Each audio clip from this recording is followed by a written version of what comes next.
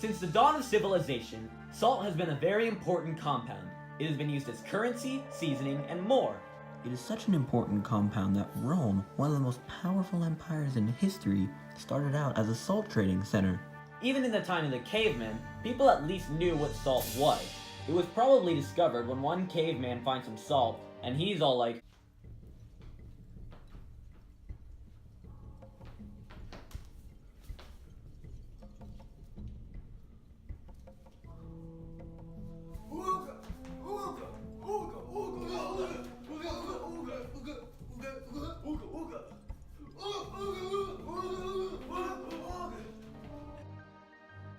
But they didn't really think that much about the process of mining it until around 1200 AD, because by the end of the Crusades, which was a whole other can of worms, something about a holy land in which God is real or whatever,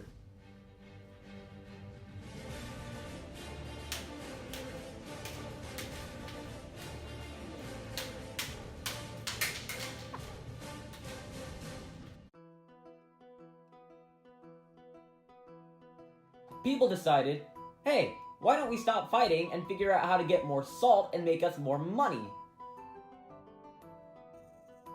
Yeah, that sounds pretty good. So the Renaissance people went to some miners and said, hey guys, you should definitely get some better ways to mine salt so that we can make more money. And the miners were like, yeah, we can do that.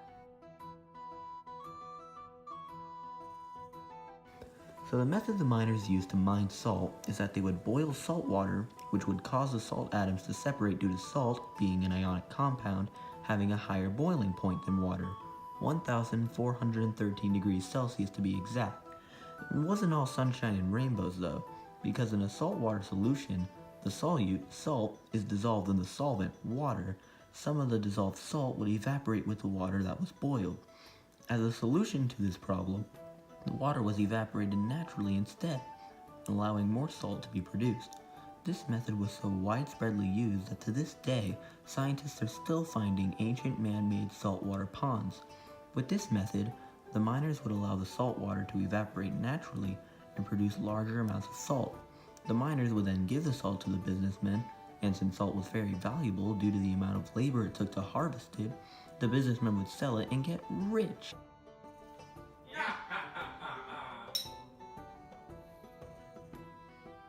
Salt has many functions. You can put it on your food for seasoning, you can put it on your meat and make it last longer, lots of things. Because salt has so many functions, it was considered very valuable, and over time, more people were realizing, oh crap, we need to get in on some of this salt money. Cut to present day, and there are two main methods of mining salt: solar evaporation method, which we just talked about, and deep shaft mining method, in which large machines travel through underground passageways performing operations. In the deep shaft mining method, which is probably the coolest method, 10-foot slots are cut across the bottom of the wall, and then they blow up the salt and bring it down to the ground. Naturally, there are some side effects to the mining, such as higher risk of sinkholes, which could disrupt any potential ecosystems above the mine.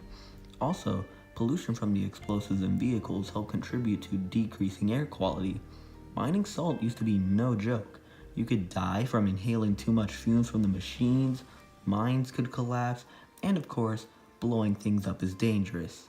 However, salt mines are now one of the safest types of mines and have the best working conditions of mines, except for a certain salt mine which we could say didn't have the best working conditions. Anyway, mining salt isn't all fun and games though. Although it's great for your country's economy, the environment will suffer a bit from salt mining. There will be some erosion in the landscapes, loss of biodiversity in the environment, and contamination of soil, groundwater, and surface water.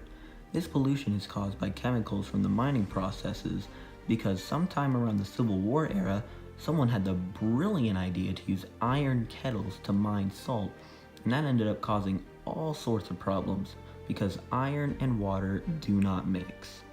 That's not even mentioning the issues in urban environments, in which there is also noise pollution, dust pollution, and visual pollution. So now you've learned everything there is to know about salt.